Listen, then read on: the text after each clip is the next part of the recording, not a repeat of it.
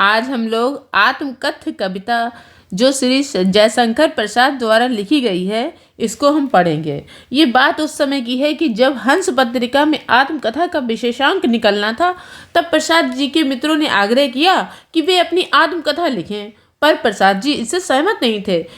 उसी असहमति के तर्क से पैदा हुई ये कविता है आत्मकथ्य। इसमें एक तरफ तो यथार्थ की स्वीकृति है, तो दूसरी तरफ महान कवि की विनम्रता भी। तो चलिए बच्चों शुरू करते हैं। नंबर 1 है कि मधुप गुनगुना कर कह जाता कौन कहानी यह अपनी, मुरझा कर गिर रही पत्तियां देखो कितनी आज घनी।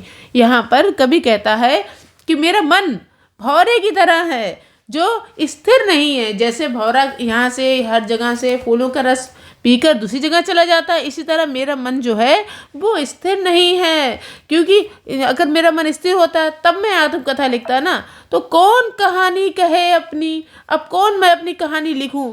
मुरझा कर गिर रही पत्तियां देखो कितनी आज घनी। ये कह रहे जो हरा भरा घना पेड़ था उसकी भी तो पत्तियां क्या है, मुरझा कर सब गिर रही हैं। मतलब कहने का तात्पर्य है कि जीवन भी नश्वर है। जिस तरह पत्तियां भी शाश्वत नहीं, हमेशा नहीं बनी रहती, वो भी सूख कर गिर जाती हैं, इसी तरह हमारा जीवन जो है वो नश्वर है। तो मैं क्या लिखूं, ये इसके बारे में कवि यहाँ पर कहता है। देखिए बच्चों, हमने इसकी व्याख्या लिख दी है, आप चाहें तो इसका स्क्रीनशॉट भी ले सकते हैं और मैं आपको समझा दे रही हूँ। कवि ने अपने मन को क्या भंवरे के समान बताया है। वे कहते हैं कि मेरा मन स्थिर नहीं है, ये भंवरे की तरह है जो यहाँ वहाँ फूलों से रस लेकर दूसरी जगह चला जाता है।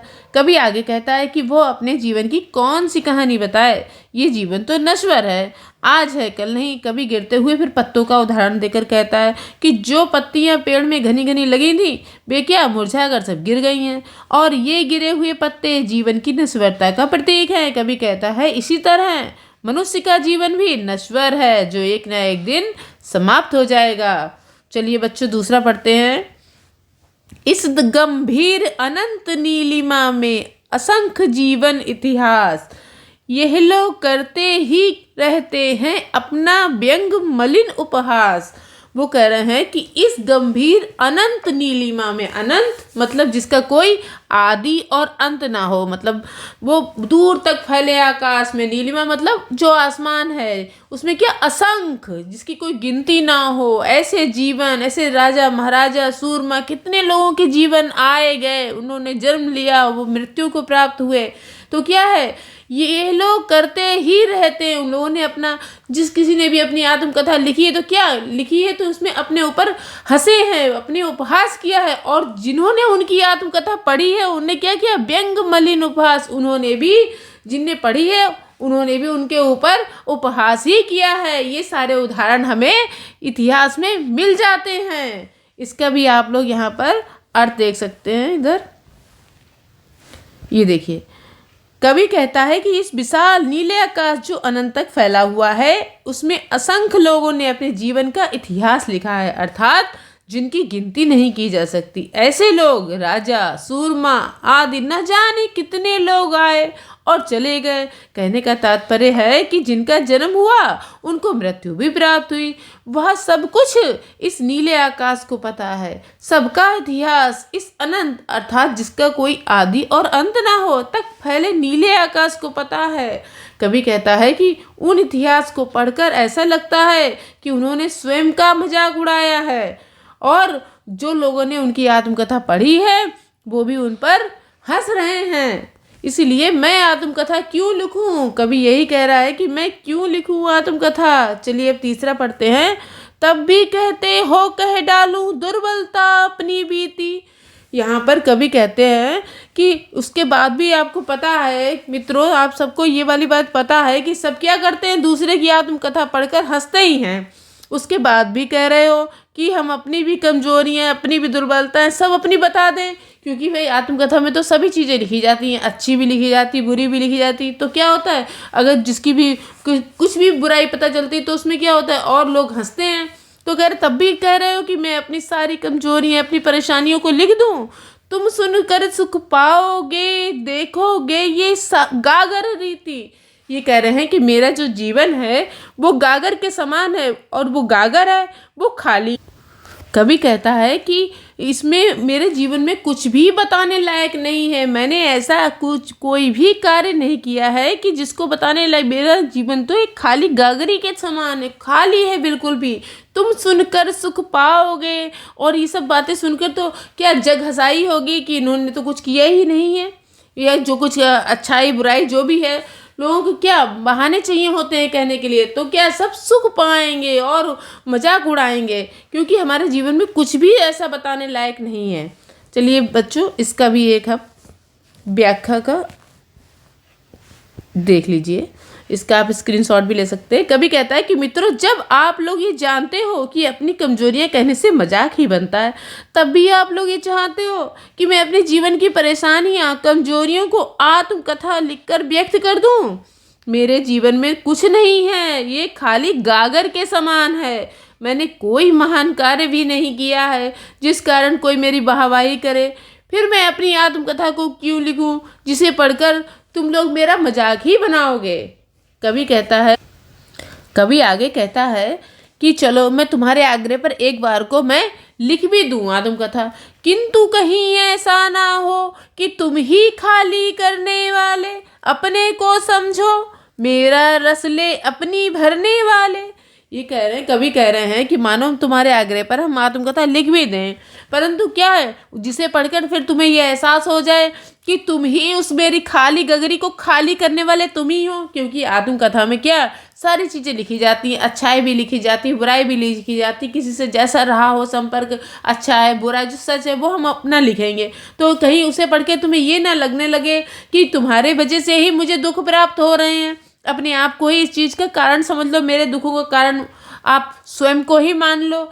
क्योंकि मेरा रस ले अपनी भरने वाली, क्या मालूम वहाँ पर ये समझ में आपको आ जाए कि जो मेरे जो दुख आए हैं, मेरे जो सुख थे वो आपकी वजह से ही दूर हो गए हैं। आपने अपने अच्छा कर लिया और मेरा बुरा कर दिया।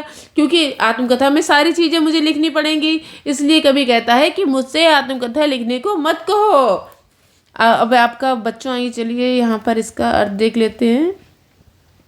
ये लीजिए, इन पंक्तियों में कवि ने व्यंग किया है कि मित्रों, तुम्हारे आग्रह पर आत्मकथा लिख दूं तो तुम उसे पढ़कर खुद ही मेरे दुखों का कारण ना मान बैठो। मेरे जीवन रूपी गागर को खाली करने वाला खुद ही को ना मान बैठो और ये सोचने लगो कि हम ही ने तुम्हारी जीवन रूपी गगरी को खाली किया है। आत्मकथा में तो सब कुछ लिखा जाता है, सारा यथार्थ लिखा जाता है, वास्तविकता लिखी जाती है।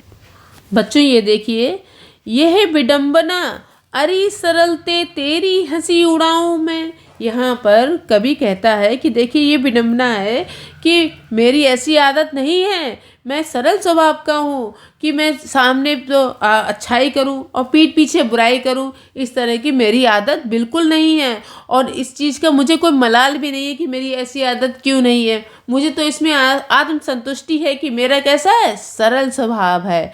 भूलें अपनी या प्रवंचना औरों की दिखलाऊं मैं। यहाँ पर कवि कह रहा है कि मैं अपनी जो भी भूल चूक है या फिर जो भी छल कपट जो मेरे साथ लोगों ने किया है, मैं ऐसा लिख कर और फिर उसे लोग पढ़ें, आत्मकथा में मैं लिख दूँ फिर लोग पढ़ें, तो मैं ऐसे में लोगों को, औरों को मैं नहीं दिखलाना चाहता हूँ। क्योंकि मैं छल कपट की बातें लिखूंगा तो उन्हें ही बुरा लगेगा, अपनी कमजोरी गिरेंगे तो वो लोग ही मेरे ऊपर हंसेंगे। इसलिए मैं अपनी आत्मकथा नहीं लिखना चाहता हूँ मित्रों। चलिए बच्चों, इसका आपको अर्थ दिखा देते हैं, व्याख्या लिखी हुई है मैंने, ये देखिए, आप इसका स्क्रीनशॉट भी ले सकते हैं। कवि कहता है उनका स्वभाव बहुत सरल है, जैसा वे सबके सामने होते हैं वैसा ही उनके पीछे होते हैं। कहने का तात्पर्य है कि किसी के सामने उसकी अच्छाई और पीठ के पीछे उसकी बुराई नहीं करते हैं। फिर भी कवि कहता है कि अपने सरल स्वभाव के कारण चाहे दुख भी क्यों ना उठाना पड़े, उसे कोई मलाल नहीं है। अर्थात वो दुखी नहीं है, उसे तो आत्म संतुष्टि है कि मैं सरल स्वभाव का हूँ। और वह अपनी आत्मकथा लिखकर इसका मजाक नहीं उड़ाना चाहते हैं, ना ही अपनी भूल चूक छल कपट को गिनाना चाहते हैं जो उन्हें अपने जीवन में सहने पड़े हैं। चलिए बच्चों, अब 6 नंबर पढ़ते हैं।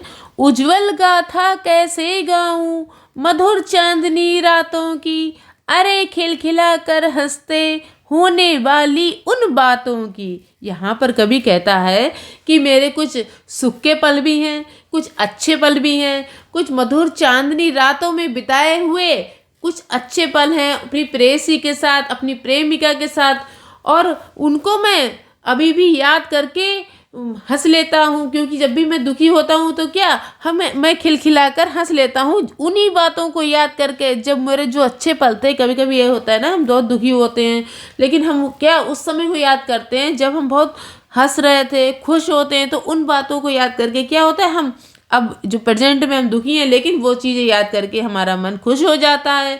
तो कह रहे हमें फिर वो वाली बातें भी लिखनी पड़ेंगी, इसलिए मैं आत्मकथा नहीं लिखना चाहता हूँ। चलिए बच्चों, इसका भी हम एक अर्थ देख लेते हैं।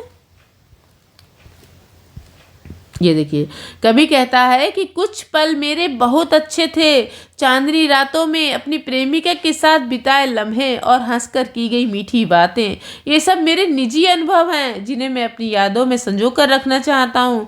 अपने दुख के क्षणों में उन्हें याद करके खुश हो जाता हूँ। कवि कहता है ये व्यक्तिगत बातें क्यों आत्मकथा में लिख कर सुनाऊँ, ये तो सिर्फ मेरी जमा पूंजी है जिस पर मेरा ही हक है। चलिए बच्चों, नंबर 7 पढ़ते हैं। मिला कहाँ वह सुख जिसका मैं स्वप्न देखकर जाग गया, आलिंगन में आते आते मुस्कुराया कर जो भाग गया। यहाँ पर कवि कहता है कि कभी कभी ऐसा होता है, हम सपना देख रहे होते हैं और उसमें बहुत ही अच्छा होने वाला होता है, हम सब हीरो होते हैं समझ लो उस सपने में। फिर क्या होता है, कभी हमारी एकदम से आँख खुल जाती है, तो क्या होता है, वो सपना हमारा टूट जाता है। वही बता रहे हैं कि मैंने मतलब जैसे हम अपनी बाहों को फैलाकर अपनी प्रेमिका को आलिंगन मतलब उनको गले लगाने वाले ही थे, तभी क्या पर वो मुस्कुराकर भाग गई। यहाँ पर उन्होंने प्रेमिका को सुखों को प्रेमिका का नाम दिया है। अपनी जो सुख, वो कहते हैं कि मिला कहाँ वह सुख, उन्हें वो सुख मिल ही नहीं पाया जिसका वो सपना देख रहे थे।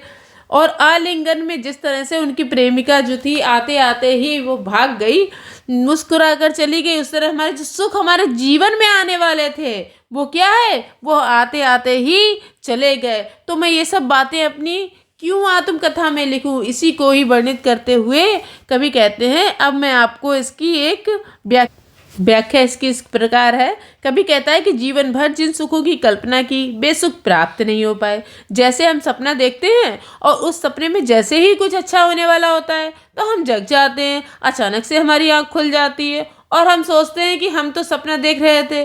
कवि ने यहाँ सुखों को प्रेमिका माना है। वो कहते हैं कि जब भी अपनी प्रेमिका को हाथ फैलाकर अपने गले लगाना चाहा तब वह मुस्कुराकर भाग गई, अर्थात कवि को सुख प्राप्त नहीं हो पाए।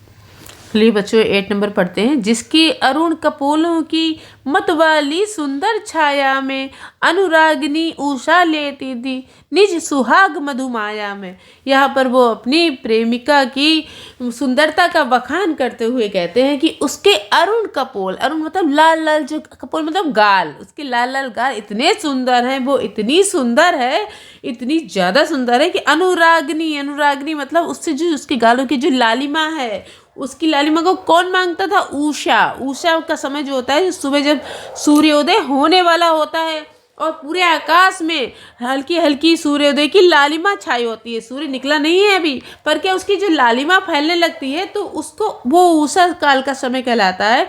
तो उनकी प्रेयसी जो है उसके गाल इतने सुंदर, लाल लाल गाल इतने सुंदर, इतने प्यारे हैं, तो ऐसा लगता है कि निज सुहाग मधुमाया में, मतलब जो उषा जो है वो उनके गालों से जो लालिमा है वो उधार लेती है। इसी का वर्णन करते हुए यहाँ पर कवि कहते हैं। चलिए अब इसका हम एक अर्थ देख लेते हैं। कवि ने अपने सुखों को प्रेयसी माना है। अपनी प्रेमिका की लाल लाल गालों की तुलना प्रभात काल की लालिमा से करते हुए कहते हैं कि मेरी प्रेयसी इतनी सुंदर है कि उसके लाल लाल गालों से उषा, प्रभात काल का समय जब सूर्योदय होने वाला होता है उस समय आकाश में छाई लालिमा, वी लालिमा उधार लेती है। चलिए बच्चों आगे पढ़ते हैं। 9 नंबर।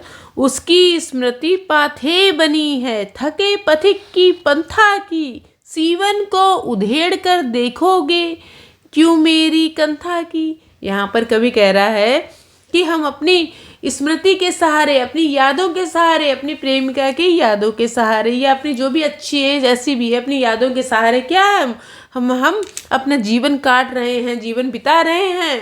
और अपनी जो प्रेमिका की जो भी हमारी स्मृति वो क्या हमें रास्ता बनी है हमारे लिए, पाथे मतलब रास्ता बनी है। और उन्होंने अपने आप को एक थका हुआ पथिक कहा है कि उस थके हुए पथिक के लिए हमें वो स्मृतियाँ क्या रास्ता दिखा रही हैं। उन्होंने अपने जीवन रूपी जो भी जीवन है उसको क्या है कि रास्ता बताया है।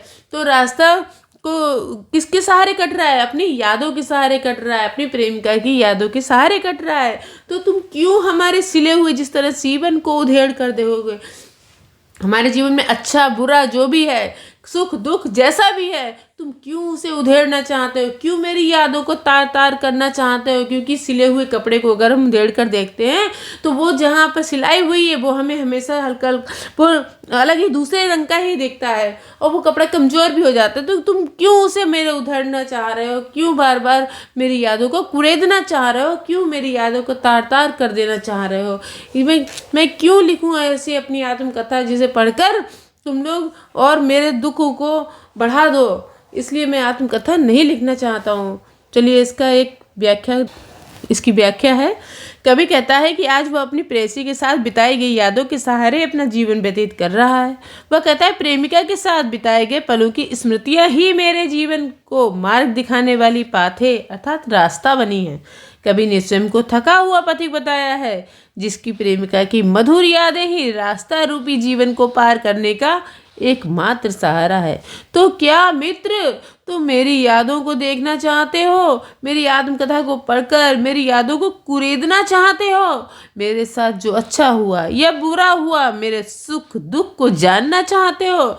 जैसे सिला हुआ कपड़ा हो तो उसकी सिलाई उधेड़ कर देखते हैं तो सिलाई वाली जगह का कपड़ा नया ही लगता है। कभी कहता है कि तुम क्यों मेरी यादों की चादर को तार तार कर देना चाहते हो? क्यों उसे फाड़ देना चाहते हो? कभी आगे कहता है नंबर 10, छोटे से जीवन की कैसे बड़ी कथाएं आज कहूँ, क्या ये अच्छा नहीं कि औरों की सुनता मैं मौन रहूं।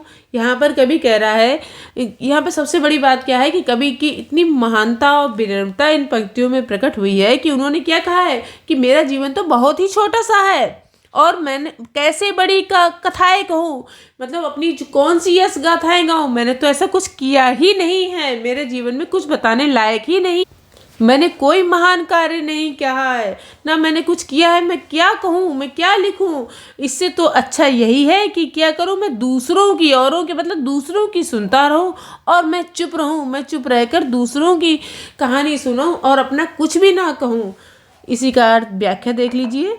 ये देखिए, प्रस्तुत पंक्तियों में प्रसाद जी की महानता विनम्रता का परिचय मिलता है। वे कहते हैं कि मेरा छोटा सा जीवन है, इसमें मैंने कोई महान कार्य नहीं किया, कुछ लिखने लायक नहीं है जिसे पढ़कर दुनिया मेरी वाहवाही करे।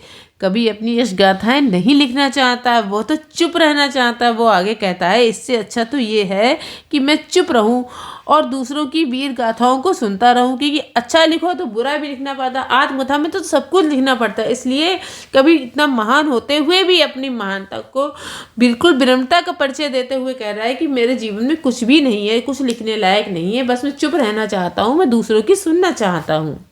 चलिए बच्चों, जल्दी से हम 11 नंबर का पढ़ लेते हैं। सुनकर क्या तुम भला करोगे मेरी भोली आत्मकथा, अभी समय भी नहीं है, थकी सोई है मेरी मौन व्यथा। यहाँ पर कवि जो है वो मित्रों से कहते हैं कि तुम लोग मेरी भोली भाली सीधी सादी आत्मकथा को पढ़कर क्या करोगे? मैंने कोई महानता का कार्य नहीं किया है, इसमें तुम्हारे पढ़ने लायक कुछ भी नहीं है, ये कोई समय भी नहीं है कि इस समय मैं तुम लोगों को अपने सारे दुख जो मैं बताऊं, क्योंकि मैं जब क्या होता है समय बीत जाता है तो उस समय जो पुराने हमारे दुख होते हैं तो समय के साथ जो है हल्के पड़ जाते हैं। कोई भी घाव है दुख का तो वो भर जाता है, तो हमारे जो उस समय दुख थे वो सब शांत हो गए हैं।